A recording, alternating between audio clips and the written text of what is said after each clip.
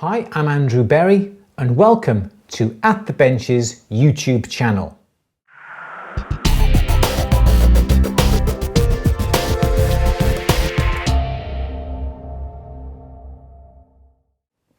You may remember a few weeks ago I did a simple soldering operation on a nice heavy D-section silver band. Now, a lot of you noticed that when I was cutting the metal and I said I put together the most perfect solder joint, there was a slight gap. If you're unsure and you didn't spot it, I'll link it above me by here for you to go and have a look. But everybody did not then spot that I actually got a piece of emery paper. I don't have a piece here, but I had a piece of emery paper. I folded it in half and I passed it through the joint, and that did then remove that slight little bit of a burr that was stopping the metal from closing. So yes, you did see a slight gap, but I did correct it by passing that emery paper through the joint. But now the ring has been soldered, it's slightly out of shape, and I'm going to show you a really quick and easy way that we're going to clean this ring up. You may have seen on other films on YouTube, you may have read in books, magazine, that you need to go through all the different grade emery papers. Perhaps they tell you to start off with something like 320 grit, and then perhaps 600 grit, and then, 1000 grit, and then 1200 grit. You're going to be there for a long time. I don't bother. I've never bothered going through separate pieces of emery paper because life is too short for that, and you do not need to go through each and every individual piece of emery paper to bring the piece up to the correct finish before you go and polish it. You may have seen in some other films on At the Bench and also on our At the Bench YouTube channel that I use these buff sticks. When you buy these buff sticks, yes, you can get them in various grades, but once you've used them, don't throw them away. Reuse them, or if you don't want to go and buy them, just go and buy a piece of wood from your local DIY shop. This is roughly about an inch, 23mm wide by about 8mm in depth. It can be any sort of rectangular shape you want, and what you want to do is to grab yourself a piece of 600 grit emery paper. I buy that in bulk. I buy them in 50s nowadays because we go through an awful lot of them, so I just buy one grade so I will never run out. This is the thing, when you make a buff stick, you are lining your buff stick, you wrap the paper round and around and around again, films on YouTube, on our YouTube channel that shows you how to do that. You'll end up with a nice crisp buff stick with 600 grit paper. And that is all you need, is that one buff stick. And I'm throwing this around at you because you've got nice 600 grit this side, 600 grit on all the sides. Nice. But what happens when you use the emery paper? It gets clogged up with whatever you're filing. So that piece of 600 grit gets clogged up and it doesn't cut as aggressively. So it turns out to be then slightly finer than 600 grit. On this emery paper here, you can see we've got a fairly nice crisp section. This is nice and rough down here. I've used this little area here. This area is softer, is smoother, is less rough than this area. Turn the buff stick over, and I've used this side quite a bit. And as you can see, it's worn down. We've got a bit of shiny metal on here, and this is finer again. So we don't need to have 3 or 4 buff sticks with different grade emery paper. You can just use the one. You only make up one buff stick, have a couple in fact of the same grade emery paper. It's a lot quicker and it's a lot easier. So you don't have to keep buff, put that one down, next one, next buff stick, buff, put that one down, where's the next buff stick? Oh, I've run out of that paper, what a shame. You don't, you use the same buff stick. Once you've gone from the rough grit here, we would move on to the nice smoother grit. Once you've used up at that and you've gone through that direction, you then use the softer and smoother again. So use the same buff stick that covers all your grits. Quicker and easier. Okay, I jumped the gun. Let's start back with this ring. We need to make the ring round first of all. And what you need to do is to remove the metal off the inside of the ring. Why? The metal, the solder off the inside of the ring. Why, I question again, is because when you put the ring, and if you have the solder left on the inside of the joint, you put the ring onto the mandrel and you start hammering the ring down the mandrel. You're actually hammering in the excess solder into the silver itself, and that's what you do not want. You want to remove that solder that may have flowed on the inside of the ring first of all.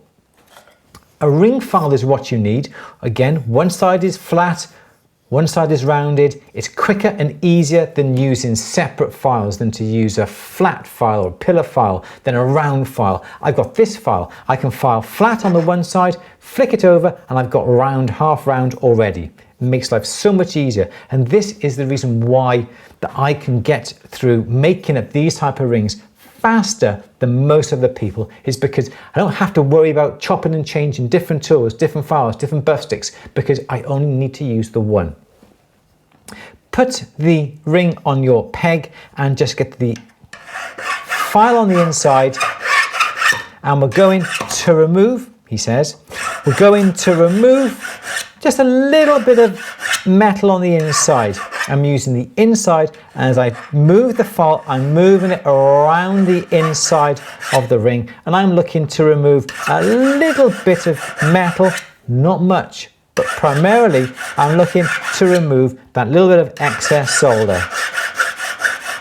Sometimes solder has a slight different tinge than the rest of the metal, depending on what hardness metal you've got, hardness solder you've got, sorry. So I've removed that excess solder, quick and easy as you saw. Put it onto the mandrel. Again, I don't go over to the other side of the workshop, clamp that into a vise. I haven't got time. I want to do everything sat at my bench on my seat. This is like a captain of a cockpit. The captain doesn't get up to flick a switch to turn the engines on, to flick a switch to get the what are they called?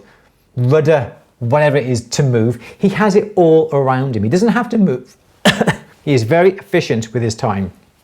So I will simply not even put it into the edge of the bench. I don't even do that. Let's put it right into the chest part here.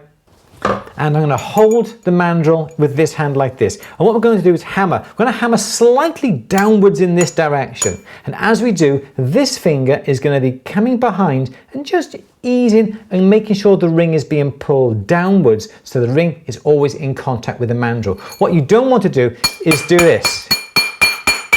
Yeah, because the ring is just flying everywhere and you're not really making that ring round. You're just tapping, and the ring is all over the place. So hold it purposefully in the, what's this part of your chest? Sternum. Underneath the mandrel like this, bring this finger, so this finger is always pulling down, and I'm pulling down, and as I'm doing this, you can hear the ring isn't jangling around, the ring isn't dancing up and down the mandrel. And as I'm tapping, I'm constantly turning the mandrel around and around. As I've gone so far, I'll tap it up, keep my finger here, otherwise it's going to do this. Okay? So keep your finger here. As you tap it, the ring comes loose, your finger stops it from flying off. Turn it over, put it back up on the mandrel, and do exactly the same thing. Why do I turn the ring over? It's because the mandrel is tapered. Excuse me. And you will get a nice even taper all the way throughout the width of the ring. There we go. So that ring is now nice and round. Beautiful. All right. You can also double check the inside of the ring, because where you're hammering the ring against the mandrel, there's going to be slight shiny bits where they've been burnished. Go around and make sure those slight shiny bits are all the way around. That's looking good.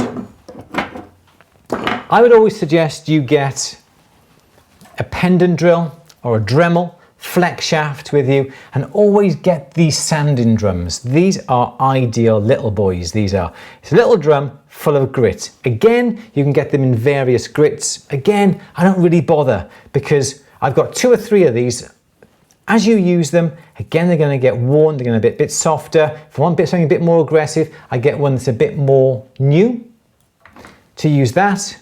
And I can go through my 3 or 4 on there without having to mess about with buying different grades. And I can just keep going around and cleaning the inside. If you don't have a Dremel, pendant drill, flex shaft, you can always use a buff stick. This is a round buff stick, and again, it's exactly the same. You can remove a nice bit of emery paper, and what you've exposed is a nice crisp, sharp 600 grit, he says if he throws it around. But on the opposite side, where we have got the used piece of emery paper, it's nice and smooth. So again, putting it inside the ring. When you're putting and when you're buffing the inside, you're constantly turning the buff stick round and around. What I don't normally like to see is people really filing like this. I know I just said that, but I'm pushing down. People sort of will do this and file, or do this and file. It's nothing. Most things have to be done on the peg, as we've got here. We've cleaned the inside. I'm going to get the file, the flat part of my file, on the outside of the ring now. Go over the outside, making sure the outside is flat. Turn the ring over, making sure the ring is nice and flat all the way around. We've got our solder joint just by here now. So we can get our file, use the flat part, and we'll just remove that excess solder. And what I'm doing is moving the file constantly in the direction of the outside of the curve of the ring, but also the profile of the ring. So I may be going this direction, but I'm also perhaps going and rocking the file to follow the profile of the ring. And by doing that, we'll have a gorgeous, seamless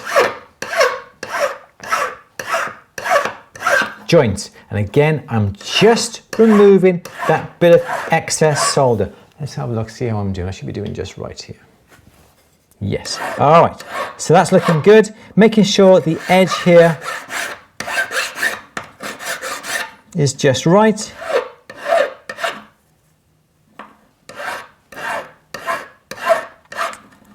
So now we've gone from our file, we can get our nice rough bit of emery paper, go on the outside, get those file marks off.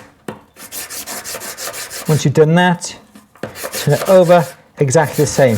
And that bit of 600 grit now, you can see, is not 600 grit, it's a lot finer. So what I'm going to do is use this part now, turn it over, so I can use that rough part again. And again, I'm buffing, and I'm buffing in the same direction of the ring and also the same as the contour. And I'm constantly moving the ring and I'm pushing down.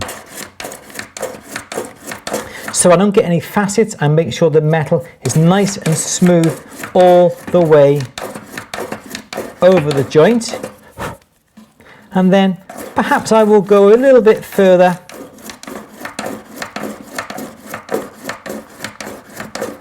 over the rest of the ring, just in case we've got any scale, fire scale on it perhaps. I'll go over the rest of the ring to remove any marks, any lines, any dents that we may have accidentally put in. So I just turn that buff stick over. Do you see me just quickly flick that over? And I've got a nice rough part again. So I can work really, really quickly cleaning this ring up.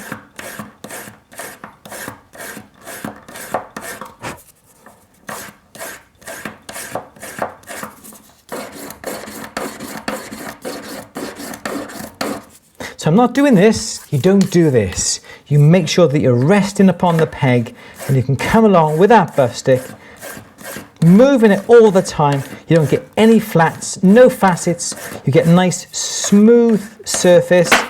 He says, try and use the whole length of the buff stick as well in one go, so then you're getting a lot of cutting action. You'll clean quicker, you will clean faster.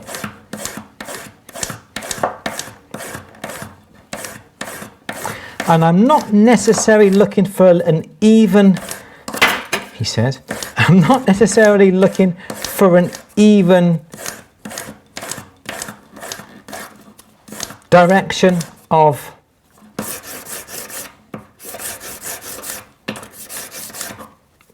paper, direction of marks. I just want to make sure that everything has been taken off. All those deep marks have been taken off. This now is getting really nice and smooth, so I can still keep using this now and perhaps don't put as much pressure on.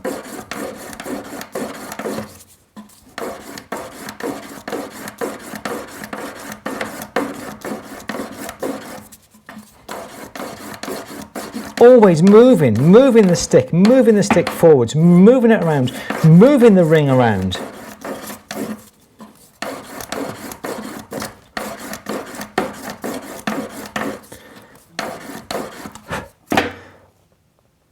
So that ring now is ready to be polished. We've got all the file marks, we've got all the solder off it. It's looking nice and round, nice and even. I've got no deep marks, I've got no marks. The only marks that are actually in this are of my buff stick. They were 600 grit, they were quite deep. I've gone over now with a finer side, lighter pressure, so I don't need 3 or 4 buff sticks or go through all different grades of paper. That ring now is ready for me to polish it, and I'm going to come to that in another film. So you see, we don't need to have a lot of equipment, a lot of tools. We just need to have one buff stick with a 600 grit paper. We just need our ring file, flat on the one side, rounded on the other, and a mandrel and a rawhide mallet to finish off that ring. But we're going to come to the polishing, as I said, in another film. If you like what you see and you want to be notified of any new films that we put live on YouTube, normally at least once a week, please subscribe, and I do appreciate all your support. In the meantime, my name's Andrew Berry for At The Bench YouTube channel. Thank you for watching. I'll see you next time. Bye bye.